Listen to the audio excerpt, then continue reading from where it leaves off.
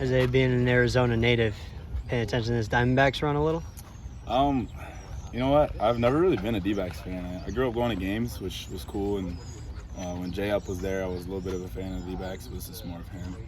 But my parents aren't from Arizona, so they never really were big fans of D-backs either. So I've never really been a big D-backs fan. But it is sick that we have a World Series in the Valley because that hasn't happened since before I was born. So it's pretty cool. How has fall ball been going for you? Me personally, it's been going pretty good. I struggled a little bit early, just going through some adjustments with my swing, but I've kind of finally gotten the hang of it and been putting some good swings on the ball, and it's been going together pretty well. How about strength-wise? Is there anything that you kind of entered fall ball wanting to accomplish just on the body? Oh yeah, just strength, honestly, and getting my arm strength a little bit stronger because last year just came off an injury going in the fall, and then in the spring it wasn't where I wanted it to be. So getting a little bit stronger is something I always want to do. So I've been hitting some arm care a little bit and some stability stuff, and just pure strength things just in the weight room, trying to get as strong as I can before we roll into winter when I'm going to be really hitting it a little bit harder. Can we just discuss the strength of the lineup and how competitive it's been in inter-squads? How are you feeling about just the offensive production on the entire team? Oh, he's going to have a really hard time putting together 9 guys to put in the lineup. Defensively is a little bit different. We're still really strong defensively, but we have 15 deep of just pure hitters that we can make a good 9 solid hitters in the lineup. So I'm really excited for where that's going to look like in the spring.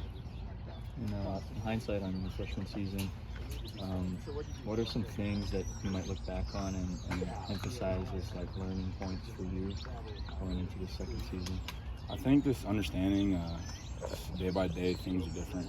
Not holding on to struggle games and kind of riding on the highs of when I do play good. Because last year I'd have a tough game and I'd let it impact my week.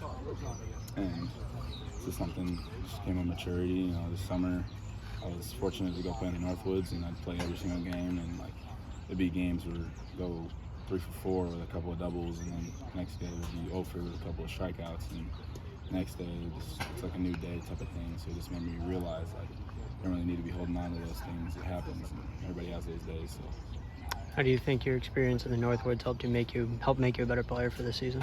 I think it's just a lot of just maturity of understanding this is an everyday thing, and you don't need to hold on to those tough times all the time. You're going to ride on the highs.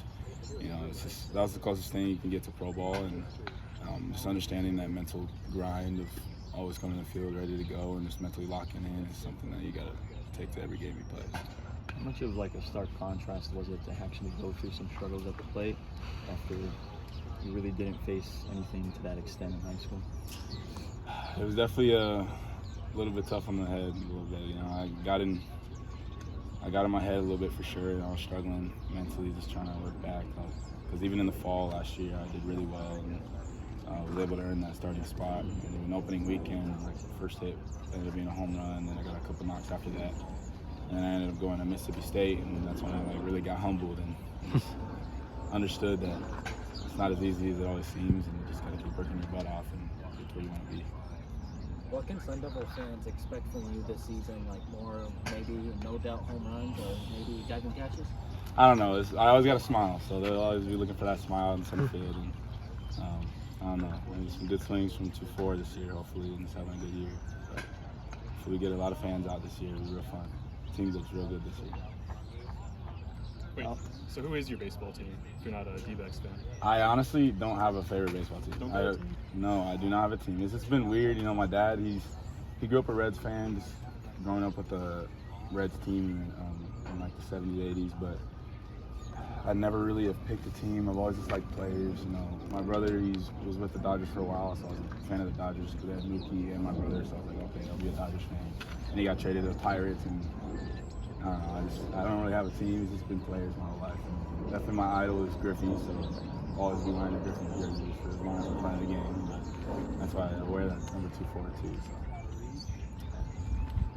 How has it been to how aware are you of certain NIL dynamics that come into play when you enter college? Is it a little overwhelming when you first enter, when you try and balance that in with actually just trying to work on your game? And at this stage, where are you at in that? So it's still very new to me, and we do have some educational stuff, like we do some classes like with all athletes of like understanding what NIL is, but it's still super new to me, and I haven't really dug into it deep enough.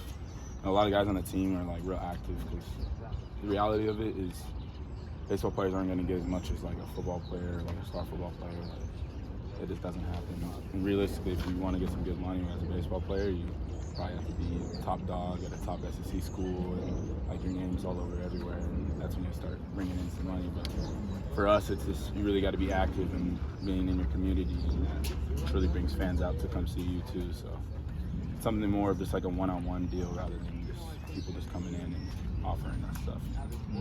It doesn't seem like it's a super big thing for you right now, but is that because a certain focus on getting to the next level and you're making money there? How's that, your mindset on that? I mean, if when it comes, an opportunity presents itself, you know, I'll hop on it, but it's not in front of my mind. Like, I want to go be active, go make some money, and just get as much as I can. It's just see somebody doing some things, and I'm like, oh, I kind of want to do that, get active on that, and that's when I'll hop on it, but it's not really in front of my mind type of thing.